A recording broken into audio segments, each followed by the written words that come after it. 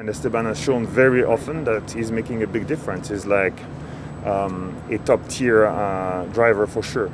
So just for those reasons, he's an asset. He's a great driver, he's a fast driver, he's useful to the team. If there is one team that we're more than excited to see how it will perform coming from 2023 onwards, that has to be Alpine. Esteban Ocon has been pushed against the wall with the team bringing Gasly to make an all-French lineup, and it seems like we're in for a very interesting season with the French team. However, Gasly is far from a guy who's going to sit back and wait to be outperformed by Ocon, which is why the situation could escalate between these two. Things got to the point of Alpine CEO publicly speaking up and warning both drivers, which is why they would have to be very careful as how they act in the upcoming period. Alpine saw both Alonso and Piastri leave the team in a matter of days, which is why they had to opt for Pierre Gasly as their next viable solution. Regarding Alonso, it's probably an upgrade for the team to bring in a guy who won a race in 2020 with a team that wasn't performing really well. Gasly has proven that he can be a solid driver in 2020 and 2021, but in 2022, the desperate season that AlphaTauri had saw him outside the points on almost all occasions. Now that he's ready to perform in a team that is ready to score podiums and perhaps even win, it's very interesting to see how he will blend with his old friend, Esteban Ocon. It's already known that both of them have a history that isn't necessarily positive, and while they were childhood friends, the karting days took their toll on these drivers and they do have a relationship to fix. However, bending under pressure is a hard thing, and whoever does it first could be a significant sign of showing weakness, which is the last thing Gasly or Ocon want now that the field in Alpine has been leveled.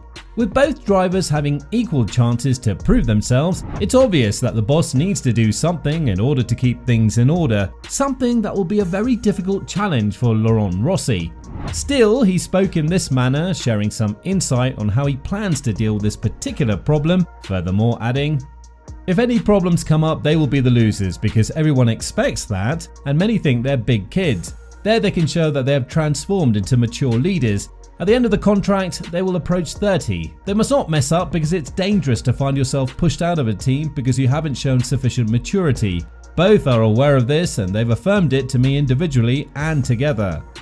Now, obviously, it's one thing to speak about it prior to the season start and another to implement it in practice. As of now, the waters haven't been churned because both drivers didn't have a chance to go head-to-head in equal machinery, something they would do in the following years. However, Rossi won't tolerate any stupid things being done by either of one of these drivers, and it's very obvious that every silly mistake and every attempt to assert dominance over the other without any necessary need is going to be penalised hard. Earlier this season, Alpine made an announcement regarding both families of Ocon and Gasly, stating that they will not be allowed to compete at the same race weekend because they don't have a good relationship and tensions in the garage do not need to be increased when both drivers are competing for points. Obviously, Alpine is currently the best of the rest, which is why the stakes are much higher. And although Ocon and Gasly have nearly the same race stats, it's worth noting that Gasly had only 13 races in Red Bull and the rest in a team that's a back marker. Now that Alpine has been able to prevail over the rest of the grid when it comes to the midfield and become the best of the rest, it's evident that they will push for podium finishes. Throughout the previous 2 years, we've seen that Ocon and Alonso have been competitive on a couple of occasions, with Ocon even winning his maiden race in Budapest in 2021. The main factor in his win has to be Alonso, who had a fierce defense against Lewis Hamilton while the Brit was chasing for the #1 spot.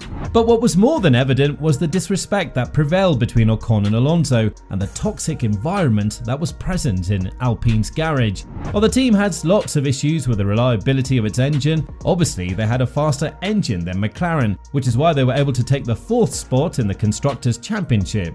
Still, the last thing that the team needs is another clash between the drivers, something that has happened in Budapest and in Jeddah between Alonso and Ocon. And yes, don't forget the Brazilian GP and Alonso's message after the race. Many were quick to blame Ocon for his behaviour and for his lack of respect for the 2-time world champion, Fernando Alonso, who yet again was the most responsible guy for Ocon's maiden win. And keep in mind that Ocon and Alonso don't have a personal history prior to their days as teammates. It'll be very interesting to see how the season unfolds for both of them now that Ocon is teammate with Gasly, a guy who has a bit of a personal issue with Ocon, and how the Frenchman treated him throughout their karting days. The public opinion is that Ocon is going to be outperformed by Gasly, and it's not even going to be a close competition between these two. Gasly has shown that he can win races and score podiums with a team that hasn't really provided the best car to him, while the same cannot be said for Ocon. And we all know that Ocon was greatly pushed by Alpine as the #1 choice of the team. However, he hasn't been very impressive whenever he was given the chance to be ahead of Alonso. And to be honest, Ocon doesn't really enjoy a good reputation for himself in the media, especially after how he treated Alonso in the events we mentioned earlier in this video. Now that it's proven that Ocon will have real competition for the #1 spot on the team, what's his response to Gasly being signed by Alpine? Well, he did talk about his preferences prior to Gasly's signing, adding that Schumacher would have been the perfect guy to be his teammate, but we all know that was done in order for him to feel less threatened by his teammate. Ocon was asked by his team principal, Otmar Szafnauer, if his relationship with Gasly could progress to the point where they could be friends again, as they once were. According to Ocon, this is very well achievable, and if it were for him, he'd be more than happy to have Gasly again as his friend. But what we don't know is how they will act on the track, something that we're more than eager to find out.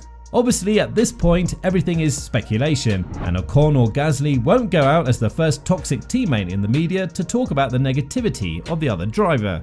This is something that Szafnauer also believes, further adding that he hopes that Ocon and Gasly are telling the truth about their old feud.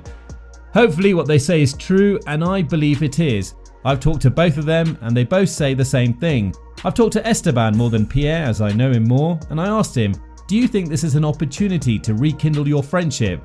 He said, "Yeah, never say never, let's see what happens." So he's definitely open to it.